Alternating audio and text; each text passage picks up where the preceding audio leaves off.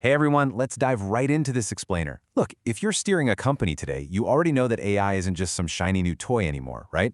It's a profound fundamental shift in how we all operate. But with that incredible power comes a pretty massive headache: governance. So today we are going to figure out how to actually manage this using the NIST AI Risk Management Framework. We're going to take what feels like this endless mountain of red tape and transform it into a clear strategic blueprint for your leadership team. Now, take a look at this number. 35 million euros. Let that sink in for a second. Under the EU AI Act, that is the potential penalty, or up to 7% of your global turnover, for unchecked AI. This absolutely isn't just an IT problem anymore. It's a board-level, existential risk. Regulators aren't messing around. They are demanding auditable, real-time human control, not just some vague policy document gathering dust in a drawer. So, to navigate all of this, we're going to walk through this exact agenda today. We'll look at the AI compliance asymmetry, how to define your risk tolerance, using the NIST RMF as our roadmap, building a daily checklist, fixing that accountability gap, and finally unlocking some serious long-term business value. All right, let's kick things off with Section 1, the AI compliance asymmetry, and bridging that regulatory gap. Let's just address the elephant in the room right now. Your struggle is 100% real. You are facing what researchers actually call compliance asymmetry. Basically, it's this massive structural friction. It's the gap between these incredibly expansive regulatory expectations and the actual limited capacity you have in-house. Laws like the EU AI Act expect this massive, continuous oversight. But let's be real, you probably don't have an army of AI engineers and compliance officers just sitting on standby. And you can really see the core disconnect here. Regulators expect absolute perfection from the top down.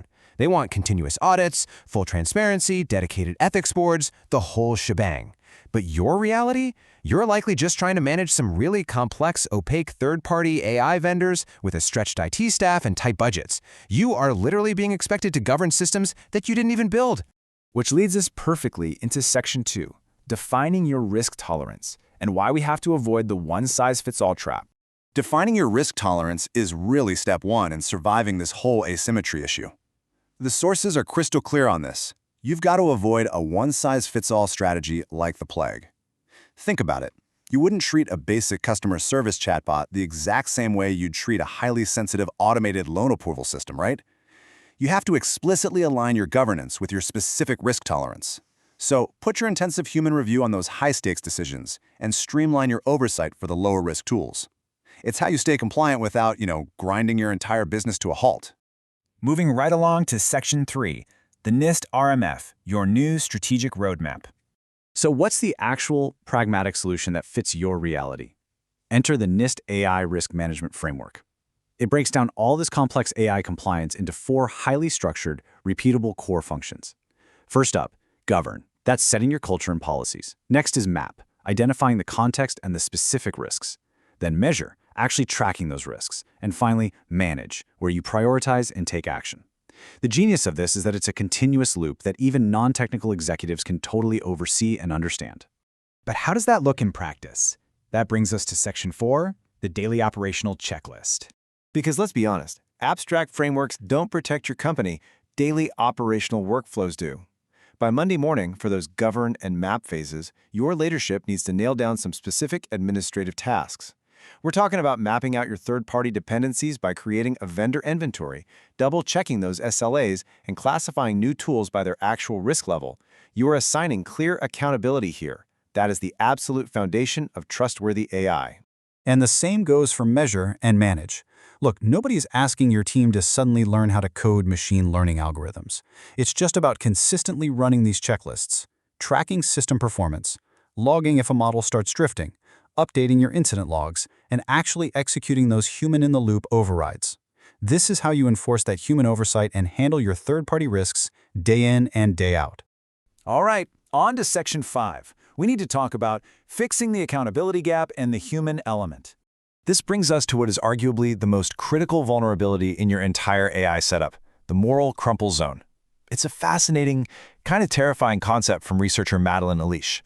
It's basically a scenario where your employees take the massive legal and reputational hit for an AI failure, simply because they were the humans nominally in the loop.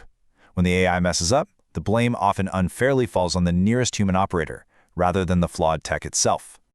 Just look at this real-world example. Poland's public employment services rolled out this AI for job seekers. On paper, human advisors had the authority to override the system, but in reality, because of crazy workloads and outputs from the AI that made zero sense to a human, real intervention was functionally impossible. If you don't give your teams the actual time, the training, and the transparent dashboards they need to intervene, you aren't governing AI, you're just mandating a breach of duty. Finally, let's wrap this all up with Section 6, Unlocking Long-Term Business Value. Let's bring it all together. Governance isn't just about playing defense. The NIST framework is literally a blueprint that directly solves those exact friction points we talked about earlier. Struggling with vendor opacity? While the map function forces you to document those third-party limits. Is compliance draining your budget? Govern helps you tier your oversight so you only spend energy where the risk is actually high. And if you're worried about proving your oversight to regulators, Measure ensures you got continuous audit logs ready to go. And here is the so what that should really get your board's attention. Effective AI governance isn't just about dodging fines, it's about protecting your bottom line. A staggering 60% of affected customers will literally change providers due to AI oversight lapses. 60%! When trust collapses because your AI leaked data or made a biased decision, your legal coverage isn't going to save your reputation. Doing this right is a massive competitive advantage. So I want you to think deeply about your current operations right now. Ask yourself this one final crucial question before you deploy your next automated system. Is your organization managing its AI, or is your AI managing your risk? Use the NIST framework. Build a culture of real, auditable human oversight. Take this blueprint back to your team, map out those tools, and take control of your AI future. Thanks so much for joining me for this explainer.